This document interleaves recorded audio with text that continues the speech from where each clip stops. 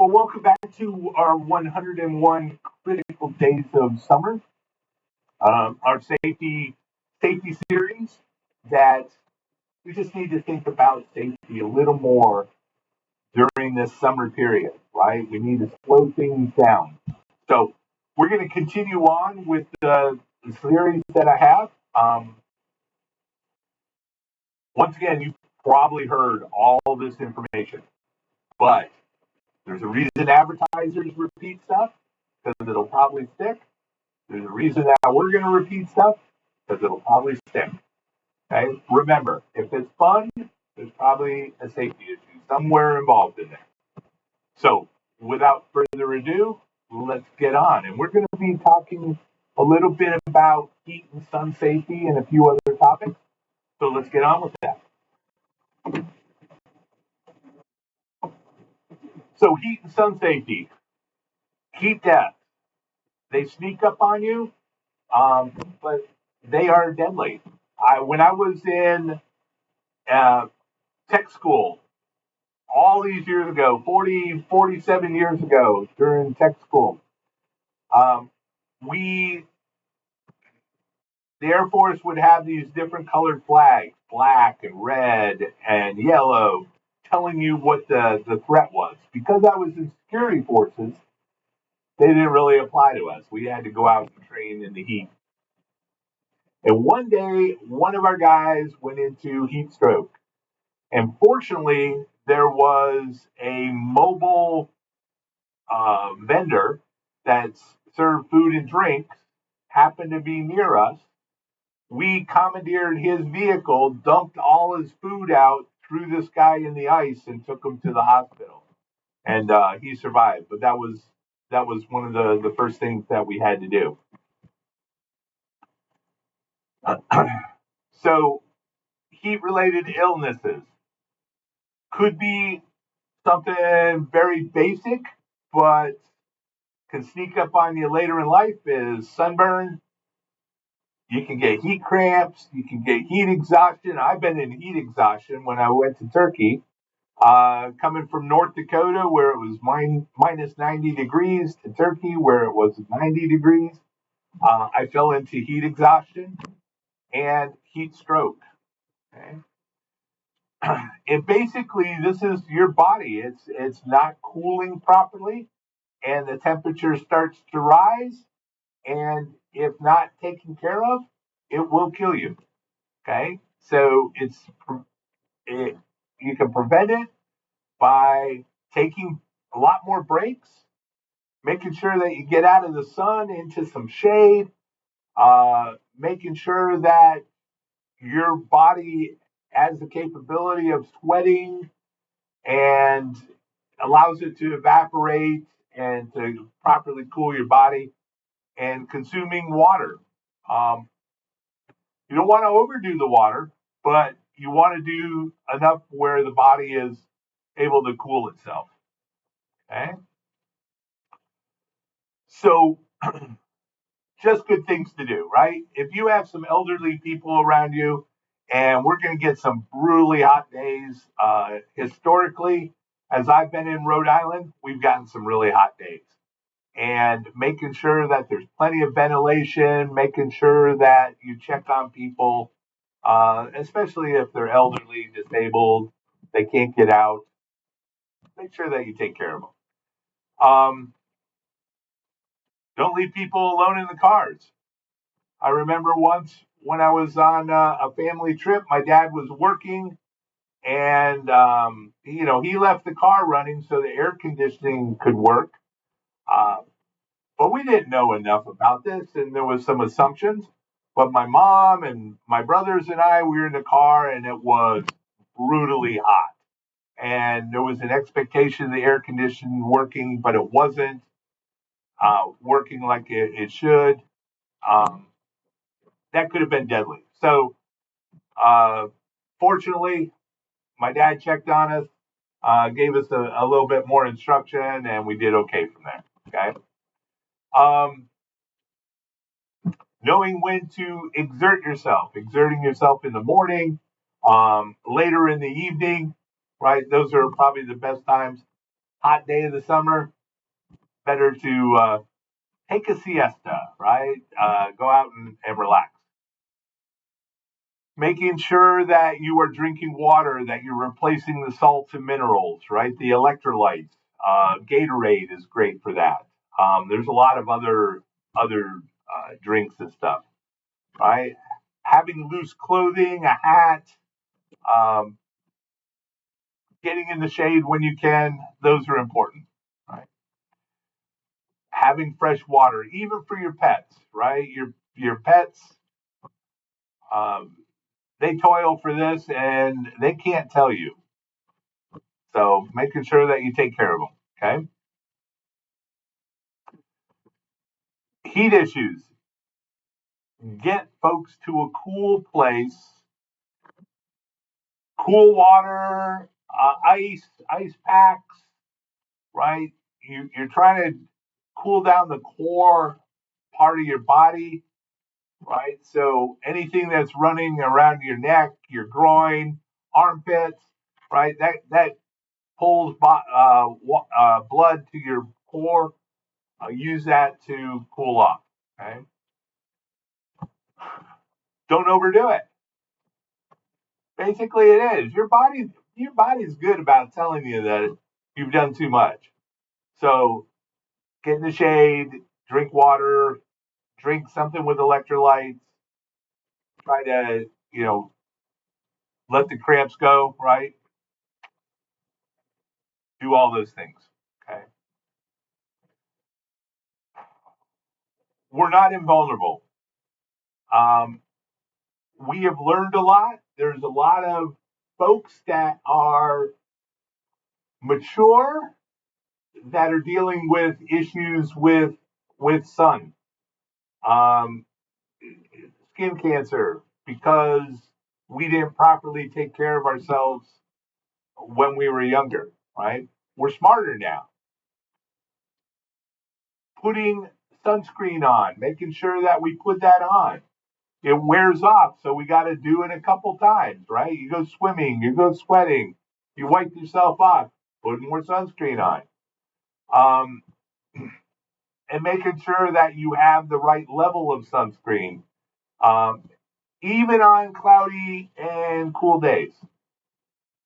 I have had a number of sunburns in my life. I have done things when I was younger, going out and baking in the sun, and I am paying for it now. Right? I've had to go see a dermatologist because of too much sun in my youth. So make sure that you're taking care of yourself. All the basics, right? Bring your own shade. Umbrellas are great. If you are out hiking, having an umbrella is not just for water, but also to provide your own shade. Right? You can strap it to your backpack and have some shade that you can walk around with. I typically wear long sleeve shirts. I'm wearing a polo today, but typically long sleeve because I can always roll them up, but I can always roll those down. And making sure that you have protection, around your ears. They get burned very easily. So having a good hat that covers your ears and such, right? And also your eyes. Having sunglasses that protect your eyes are important. I have I have been issued prescription, well, not prescription, but I've been directed by my eye doctor to make sure I wear sunglasses a lot more, right, to protect my eyes. All right, moving on. Fireworks safety. Uh, we are coming up to a major, major holiday, 250 years of this great nation, and there will be lots of fireworks. There will be fireworks everywhere. Fireworks, they are intended to blow up, and they don't care if you don't want to be blown up with them. So you need to make sure that you are um, attentive to what's happening, right? Once again, if it sounds fun, there's probably a safety issue. Um, Drugs and alcohol, it's not good for anything, right? It's not good for flying. It's not good for boating. It's not good for driving. It's not good with fireworks, right? Repeated theme. And what we're doing is we go, especially the adults, it's like, we'll have a drink or so. That is okay. But then you shouldn't be the one directing all this other stuff. Having proper protective gear, right? You will read in the newspaper of all these folks that have blown their fingers off. Okay, so do not light fireworks that are in your hands. Once again, I can't say that I've never done that. We used to flick little firecrackers, right? But it's not good. Do not light them indoors. Do not throw them under vehicles, right? They are supposed to be for outside. They are flammable. Okay, so know where you're throwing them. Okay. So a lot of these things I've honestly seen in my lifetime folks doing, right?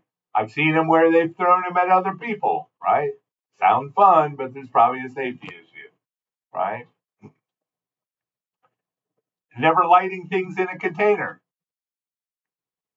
I've seen what happens when you put them into a container, right? There's a reason why we're saying don't do it. Um, if your fireworks malfunction, time to skip it, right? Destroy it, soak them, make sure they're unusable before you get rid of them. Okay? Be ready for when accidents happen. Have a fire extinguisher, have buckets of water, have something to douse the fireworks if something's going wrong. Recently, a whole fireworks factory just exploded because of an accident, and accidents happen, right? So, keeping your store of fireworks away from where you're actually lighting them, important.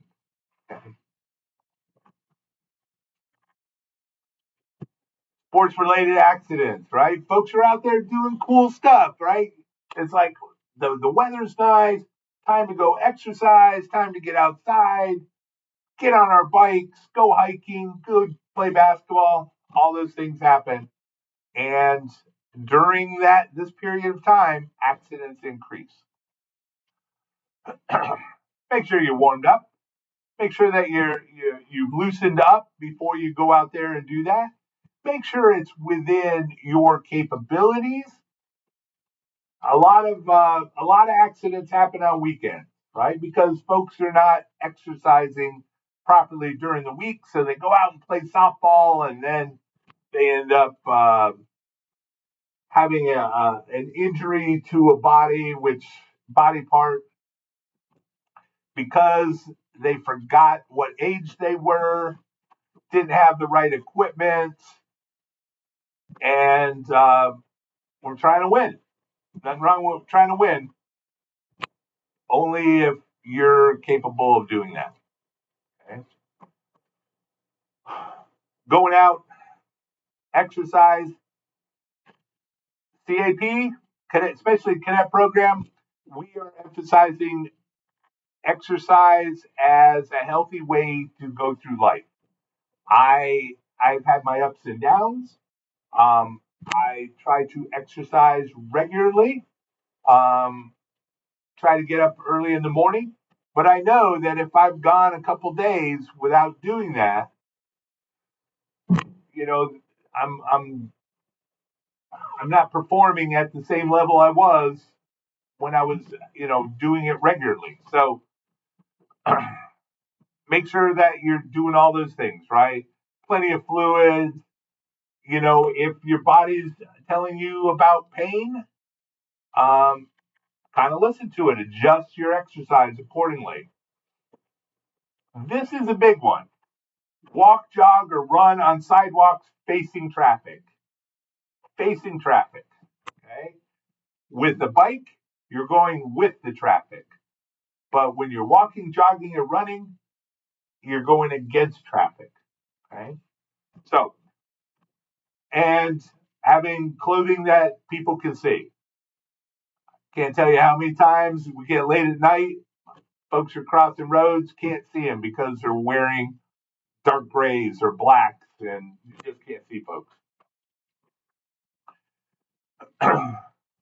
Know where you're jogging, let people know where you are so they know when to expect you back.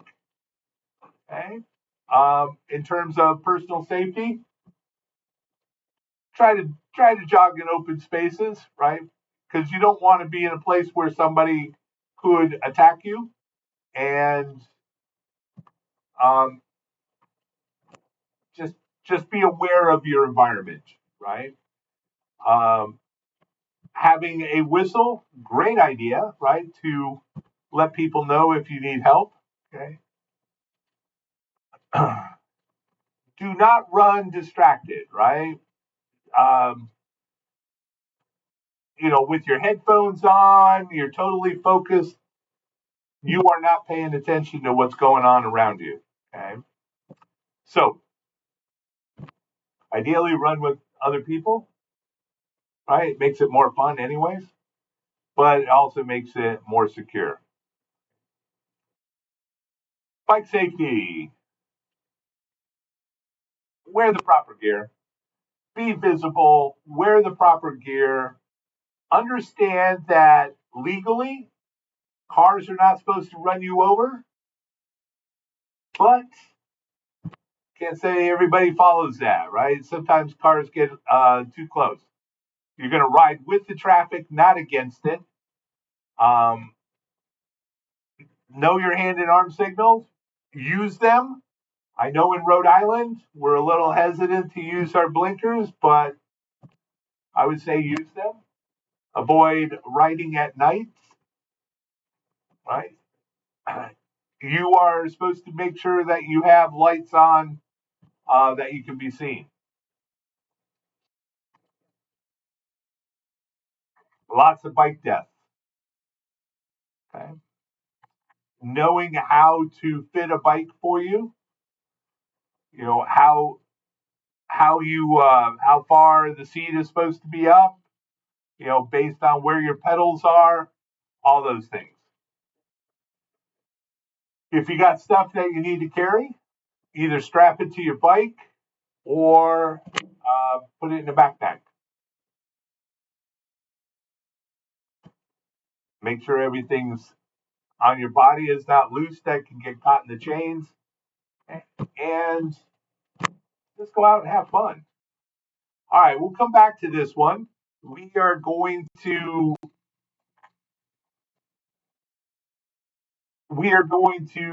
pick up with firearm safety. We do a great job in Rhode Island Wing.